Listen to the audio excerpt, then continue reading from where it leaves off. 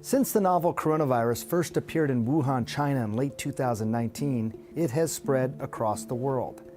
Coronaviruses are a large group of viruses common among many species of animals, including humans.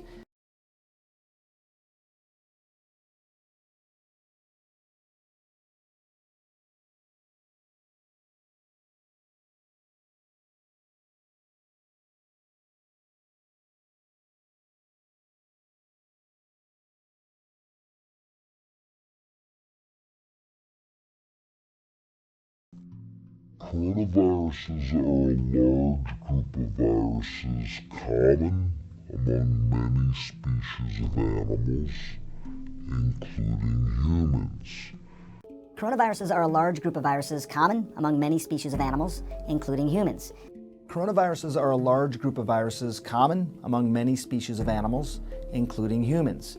There have only been 2 other coronaviruses that have been known to be deadly. The Middle East respiratory syndrome, known as MERS virus, that caused severe respiratory problems, and the CDC estimated that 3 out of 4 The CDC estimated that 3 out of 4 The CDC estimated that 3 out of 4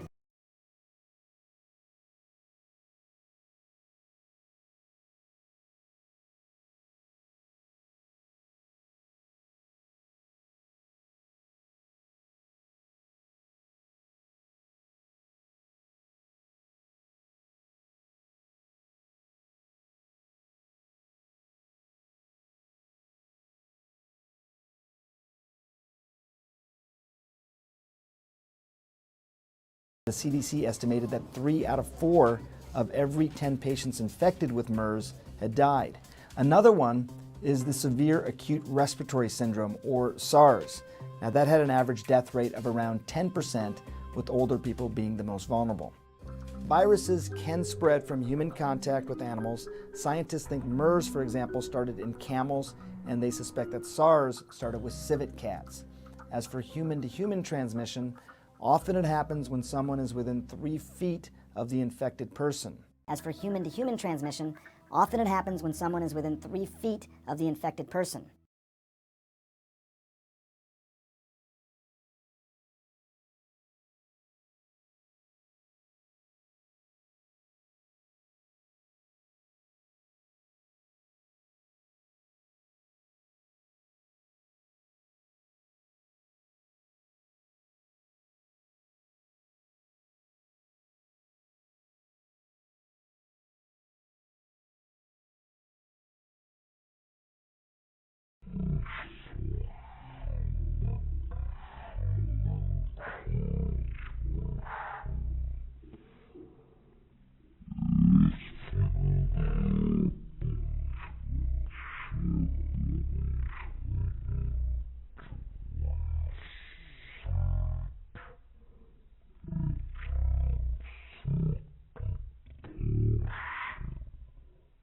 As for human-to-human transmission, often it happens when someone is within 3 feet of the infected person.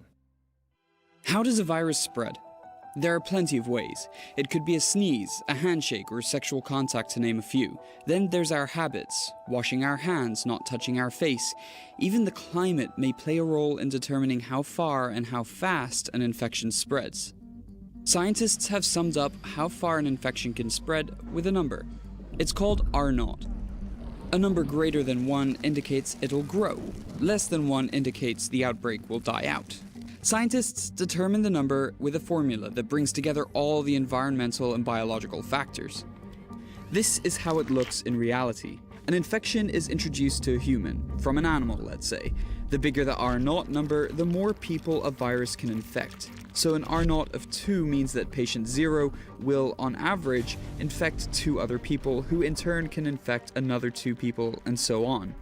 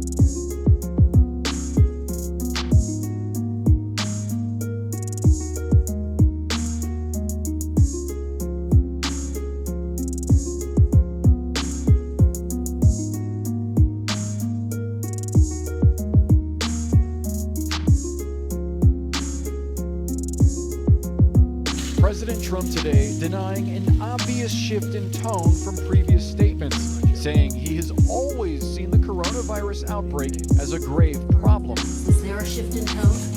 I didn't think, I have seen that where people actually liked it, but I didn't feel different. I've always known this is a pandemic. I felt it was a pandemic long before it was called a pandemic. All you had to do is look at other countries. I think now it's in almost 120 countries all over the world. No, I've always viewed it as very serious. There was no difference yesterday from days before. I feel the tone is similar. Though Trump only admitting the situation was out of control yesterday. For weeks, he downplayed the threat. Are there words about a pandemic at this point? No, we're not at all, and we have it totally under control. It's one person coming in from China, and we have it under control. It's going to be just fine. Sources telling CNN the change in tone spurred by new projections, indicating that without drastic action, the United States could face a catastrophic loss of life from coronavirus, a death toll topping 1 million. We have been working on models day and night around the globe. Behind the scenes, Dr. Deborah Birx and Dr. Anthony Fauci prodding Trump for more aggressive action in recent days, as other officials warned imposing major restrictions on Americans could further hinder the economy. Sources say Trump was initially worried about volatility in markets, but the rising number of coronavirus cases ultimately pushed him into a stronger response. Trump today admitting a recession is possible, but adding he is not worried. I don't think in terms of recession. I think in terms of getting it out, because when we're finished with the virus, we will win. We will win. And when that victory takes place, our economy is going to go through the roof. It is so pent up. It is so built up. It is so ready to go in an upward direction. But we have to knock out this enemy.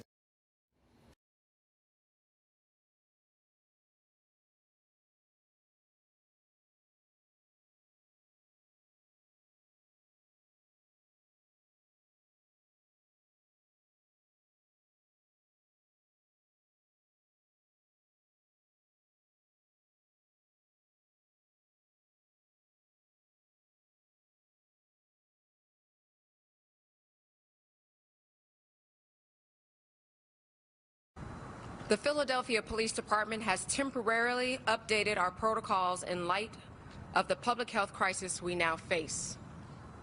We have made operational adjustments needed to navigate this period of time while we all take steps to curb the spread of the COVID-19 coronavirus. The department is not turning a blind eye to crime. We will continue to enforce all laws. However, people who commit certain nonviolent offenses will be detained and arrested at the scene. When the person's identity is confirmed, they will be released with a warrant issued for them to come in later for processing. When we are on the other side of this health crisis, we will return back to normal operations. With that said, no one will escape accountability for the crimes that they commit. An officer is able to use discretion and, with a supervisor, determine whether the person being detained poses a threat to public safety, and if so, take the offender into custody right then. To balance this approach, during this crisis, we are reassigning officers from several plainclothes units to patrol duties to increase police presence and visibility and to also deter crime 24 hours a day. These are among several steps we are implementing to protect our officers and the people we serve from exposure to and spread of COVID-19.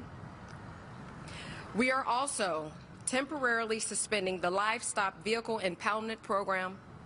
We are modifying our roll calls to ensure proper social distancing. We are modifying our roll calls to ensure proper social distancing. We are modifying our roll calls to ensure proper social distancing. We are modifying our roll calls to ensure proper social distancing. We are asking officers to take measures to do the same when answering calls for service. We are also temporarily suspending some types of what's deemed to be non-essential in-service training. And police radio will redirect certain calls for service to district operations rooms to be handled by phone, thereby reducing unnecessary up-close in-person contact. We are also temporarily suspending some types of what's deemed to be non-essential in-service training. And police radio will redirect certain calls for service to district operations rooms to be handled by phone, thereby reducing unnecessary up-close in-person contact. We are also temporarily suspending some types of what's deemed to be non-essential in-service training. And police radio will redirect certain calls for service to district operations rooms to be handled by phone, thereby reducing unnecessary up-close in-person contact. We are also temporarily suspending some types of what's deemed to be non-essential in-service training. And police radio will redirect certain calls for service to district operations rooms to be handled by phone, thereby reducing unnecessary up-close in-person contact.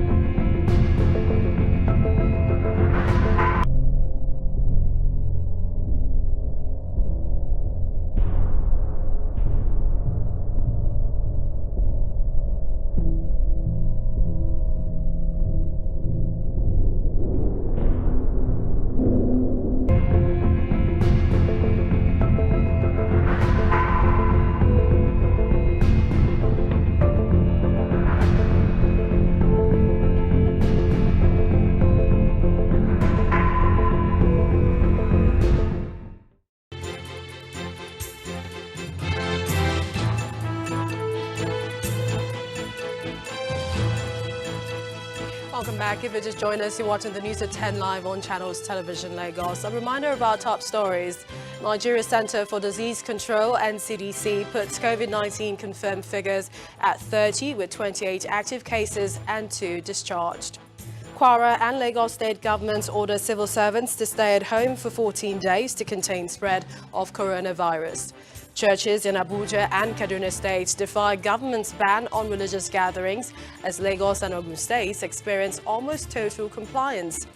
And German Chancellor Angela Merkel goes into quarantine after a doctor who gave her a vaccine tests positive for coronavirus. More on the coronavirus pandemic. The situation appears quite different in Ogun State, where a task force team set up by the state government went round to monitor compliance to the directive on social distancing and restriction of population at church services to not more than 50.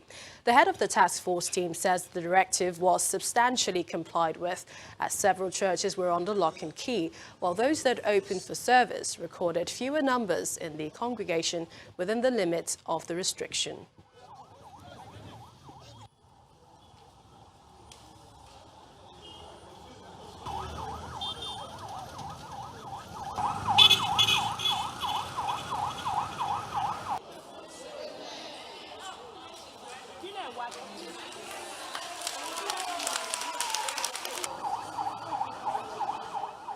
So far, so good. At least we have about 80% compliance so far. The churches that did not comply, we politely told them to comply accordingly. We politely told them to leave and reassemble themselves. We want to appeal to the general public to try and comply with the state government. Every instruction given by the state government should be complied with. The government is out with a task force, with an enforcement arm of the task force to enforce every law in Ogun State. Every law in Ogun State. Tell us where you are, but importantly, you've got to show us what those police officers are wearing. Do they have any gear? Well, absolutely, Kola. They do have a gear. So where we are geographically, we're right here in Springs. So this is one of the main routes here in Ekurhuleni. So the police officials do certainly have their gloves here. So it's a full-on operation. I'm just going to try and just give you a sense of what is currently happening. So I'm just going to kindly try and request perhaps the police to give us a sense. I mean, there you have it, Kola. So this is the gear that they have. The gloves, they are well kitted, the mask, and they're really working so hard because it is a multi-disciplinary operation. So it involves SAPS, the Metro Police as well, alongside, of course, the Home Affairs as well. But I'm just going to try and perhaps get Captain Masondo to give us a sense. But of course, well, in fact, we won't be joined by Masondo, but we do have the officer here who is with us. So, Brigadier, just tell us the sense, what is currently happening here, and of course we see that you are complying with the directive in terms of trying to fight COVID-19. Thank you, and my greetings to the viewers. We are here conducting this operation, which is a multidisciplinary operation approach, whereby we are focusing on a lot of things. Yes, we are aware that coronavirus is also amongst the issues that we need to pay attention at and to address. That is why we are wearing like this, in order for the community, people that we are interacting with, they can see the importance of protecting themselves as well as protecting others, because it's not about yourself, but it's about also those who are associating with you. Our focus here currently is to address the issues of crime. We have different crimes that are affecting us, and when we are having all these disciplines, it is because of each and every discipline has a portion or a role to play. Currently, as we are doing this, there are a lot of activities that we focused on. We are focusing on the issues of drugs because of the country is affected by drugs all over. There is an outcry about drugs. It's a national concern.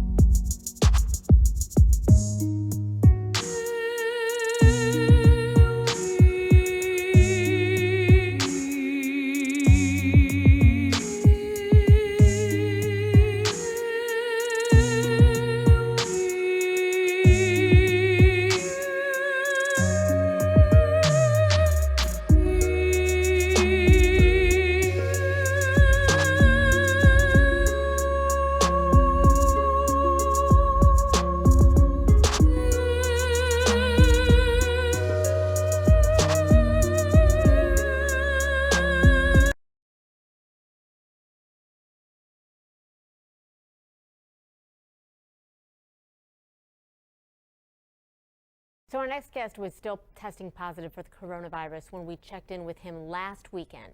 He's still in isolation after being infected aboard the Diamond Princess cruise ship and evacuated from Japan to Omaha, Nebraska last month. Carl Goldman is with us now. Carl, I know you just took another test. A week ago, you were still testing positive. What was your test last night? Yes, thank you. It's still a bummer. I came out positive again, so I still have to stay here, go through the cycle. Once again, I now have to wait 48 hours for another test. The protocol then is if I do test negative, I have to test 3 days in a row, 3 24-hour periods in a row of being negative. This must be quite frustrating for you, although I'm sure you're grateful that you look seemingly healthy. I'm curious to know, Carl, I mean, I know you've said that the coronavirus hasn't been as bad for you as many people would think in terms of symptoms. How are you feeling today?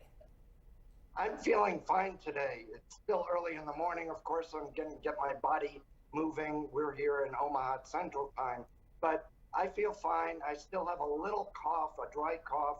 That has been getting better and better every day. And other than that, there have been no symptoms other than when I first got hit with the virus, which is that high spike in fever very, very quickly. That seems to be the common denominator for most people who are getting the virus. Okay, so how long, help us understand how long you have had this, tested positive, and how long doctors are telling you they think this could last?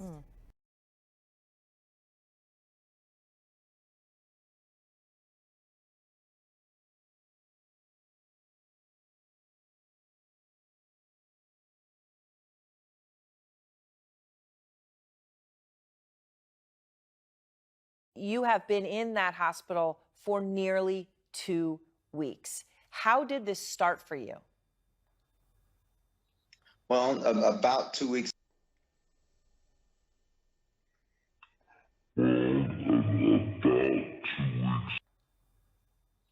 Well, about 2 weeks.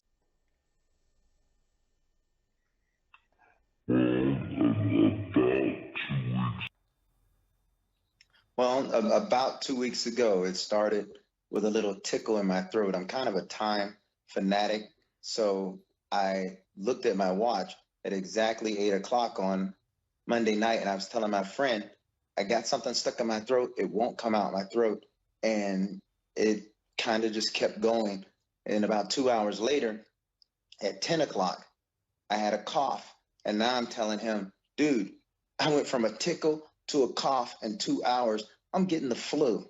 And the next morning I laid down, or I woke up from sleeping all night, and I woke up with body aches and what I thought was the flu.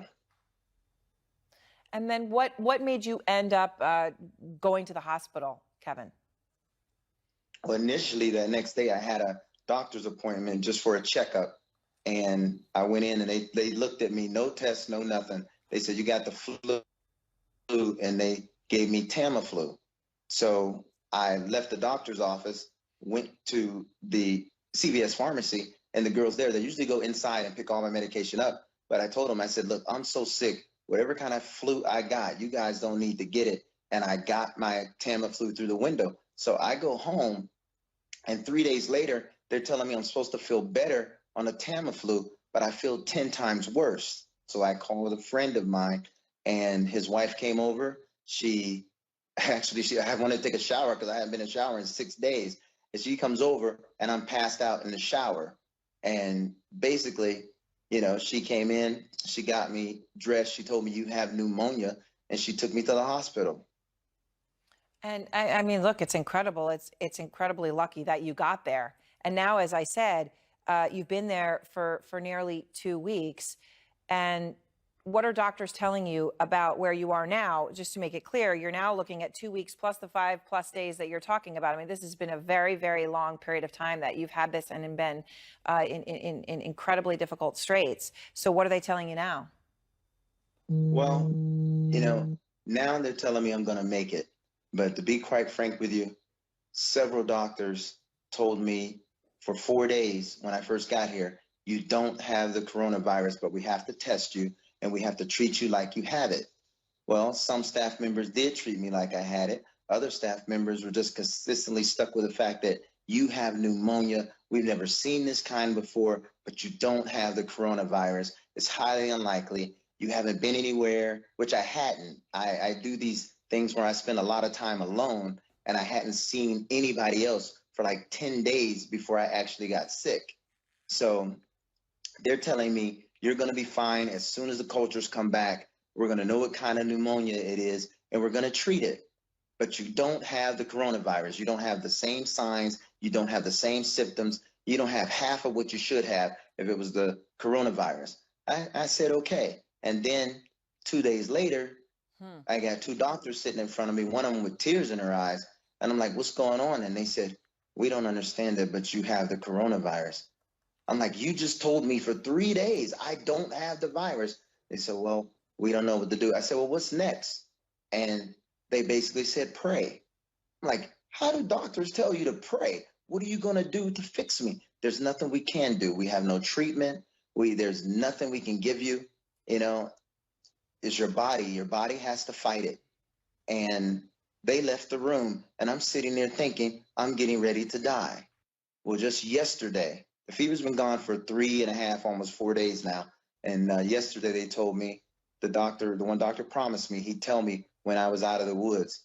And he said, you're out of the woods. The only problem is we have no clue why you got better. We have no clue what kind of pneumonia you had. There's absolutely no reason whatsoever for you to be sitting here. Well, it is an incredible story and incredible for people to hear what, people on the front lines, what those doctors are doing, right? Something they'd never seen before. And they did everything that they absolutely could for you. Kevin, what do you say to, and look, let's be honest, many people are following what the government says now, right? You see empty roads, you see empty subways, you see it across the country, but we don't see it everywhere, right? I don't know if you've seen the pictures. I'll show them again to people. Spring breakers crowding the shores in Florida. Many of those beaches still open. It's packed. What do you say? What is your message to people who don't take this seriously? In the beginning, I was a little angry because I felt like I'm here dying and they're not taking it seriously. I'm as black as they come. We can get this. And it just amazes me how everybody's out there celebrating St. Patrick's Day. They're calling me the doomsday guy. A lot of them think that you guys are paying me. A lot of them think that you guys are paying me. A lot of them think that you guys are paying me to do these interviews, and they're doubting me. And instead of me getting angry like I had been, I'm telling people, I hope to God you're right. I hope you don't get it and nobody that you know get it, because I don't have the sniffles version. I don't have the sore throat. I don't have the little body ache. I had the version of this that kills you. And there was absolutely nothing they could do about it. It's by the grace of God and the prayers of all the people that have been praying for me. And I swear, if it wasn't for Jehovah God and my faith in him and Jesus Christ, I'd be gone already. These people have to take this serious. I know you're going to be inconvenienced for a while with social distancing. However, do you want to be socially dead 6 months from now? The same people that are going to miss you for a couple of months are going to miss you forever when you didn't take this seriously. All right. Well, Kevin, I appreciate your time, and I am so glad that you now have been told you're out of the woods. And we are all hoping for, at this point, a very speedy recovery after such a long and grueling and terrible experience for you. Thank you. And thank you, Aaron. I really appreciate you giving me the opportunity to let people know that this is deathly serious.